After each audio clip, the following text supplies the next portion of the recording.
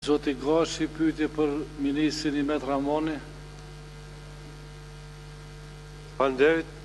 Nderuar Ministër, pyetjen e kam shtruar para 2 javësh, gjithsesi unë po përsëris.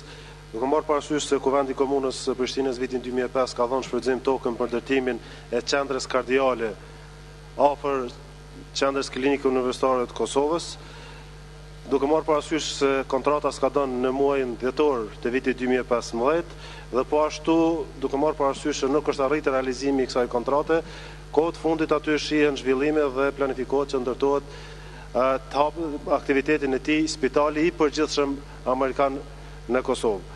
Cilat janë masat që ministria juaj ka ndërmarrë, a ka shku inspektorati shëndetësor me pas se çka po punohet aty, sepse dhënia në shfrytëzim e hapësirës publike është bërë me destinim specifik, qendër kardiale, jo spital përgjithshëm. Faleminderit. Zoti Ramoni, keni fjalën.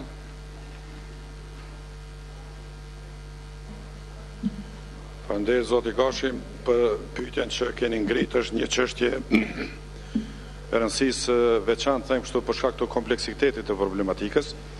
Aty është ndërtuar një spital i cili ende nuk është funksional dhe inspektorati shëndetësor nuk ka pas arsye të shkojë të inspektojë sepse nuk kemi të bëjmë me veprimtari shëndetësore ende aty.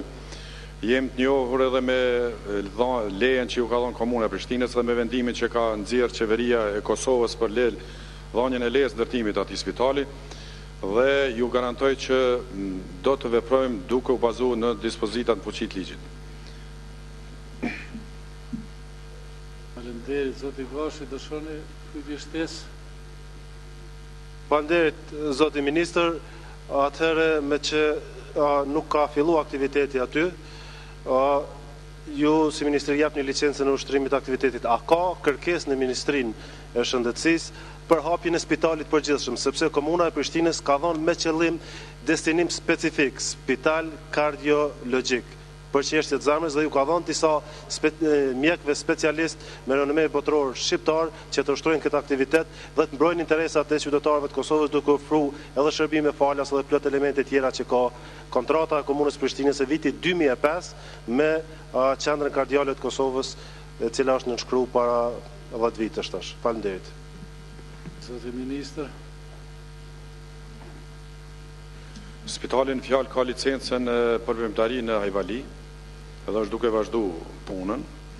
Është bërë një kërkesë në Ministrinë e Shëndetësisë nga njëjti spital për ndryshim të veprimtarisë dhe ende nuk ka marrë përgjigje nga kompetentët e Ministrisë së Shëndetësisë dhe besoj që përgjigjja do të jepet konform asaj që shkruan ligj dhe dispozita në fuqi.